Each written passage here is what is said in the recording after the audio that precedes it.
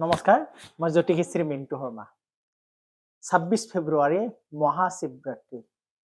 আমাৰ প্ৰতিজন মানুহৰ কাৰণে ২৬ যিটো ফেব্ৰুৱাৰীৰ মহাশিৱৰাত্ৰি আমি সকলোৱে ভাল পাওঁ। সেইদিনাৰ দিনটো যাতে সেই ব্ৰতটো আমি সকলোৱে সুস্থভাৱে ধুনীয়া কৰি পবিত্ৰতাৰে আমি সেই দিনটো ব্ৰত পালন কৰিবলৈ আমি খুব অধীৰ আগ্ৰহেৰে বাট চাই ৰওঁ। আমি প্ৰতিজন মানুহে জীৱনত ওম নমঃ শিৱায় বুলি ক'লে কিবা ন কিবা এটা আমাৰ জীৱনত অট'মেটিক ভাল লাগি আহে।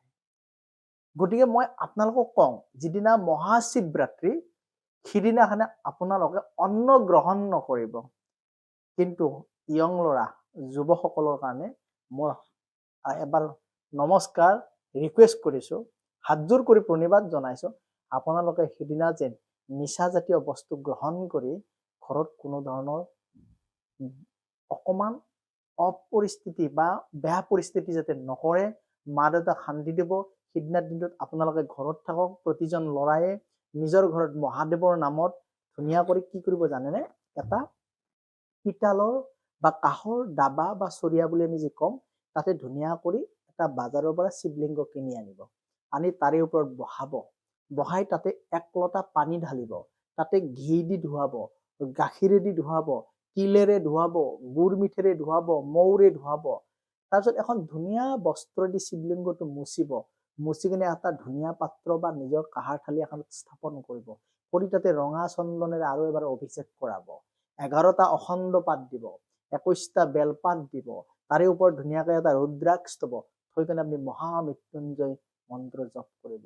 ওম ত্ৰয়ম্বকং যজামহে সুগন্ধিনম পুষ্টিৰিবৰ্ধনম উৰ্বাৰুকমি বন্ধনম মৃত্যুৰ্মুক্ষীয়মামৃতম। ওম ত্ৰয়ম্বকং শিৱায় নমঃ।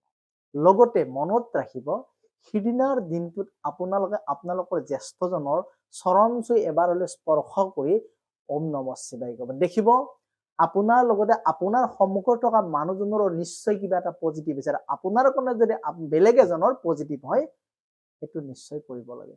সিদিনাখনে আপোনালোকৰ ঘৰত সিদিনা আপোনালোকৰ প্ৰতিটো মুহূৰ্ত ঘৰৰ সন্মুখটো ধুনীয়াকৈ পৰিষ্কাৰ কৰিব। ঘিৰ চাকি জ্বলাব, আপোনালোকে ডাঙৰ ডাঙৰ বন্তি জ্বলাব। লগতে সিদিনাখনে যদি পাৰে নিজৰ ঘৰত অকণমান ধূনা বেছিকৈ জ্বলাবলৈ চেষ্টা কৰিব।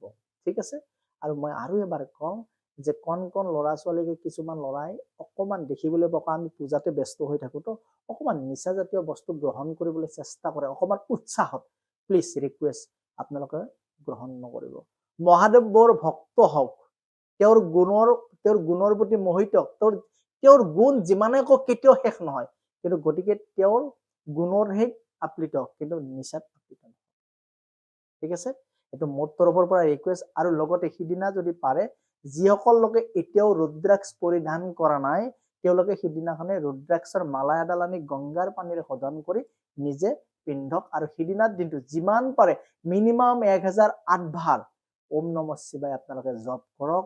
আৰু মিনিমাম যদি কাৰোবাৰ যোগী হয়, কোনোবাই যদি সাধনা কৰে, ১,০০,০০০ বাৰ, নহ'লে ১০,০০০ বাৰ, নহ'লে ৮,০০০ বাৰ, নহ'লে ১০০৮ বাৰ হ'লেও জপ কৰক। কাৰণ সিদিনা ওম নমঃ শিৱায় জপ কৰিলে আপোনালোকৰ জীৱনত যথেষ্ট শুভফল পাব, শান্তি পাব আৰু ঘৰখনৰ কাৰণে সমৃদ্ধি হ'ব।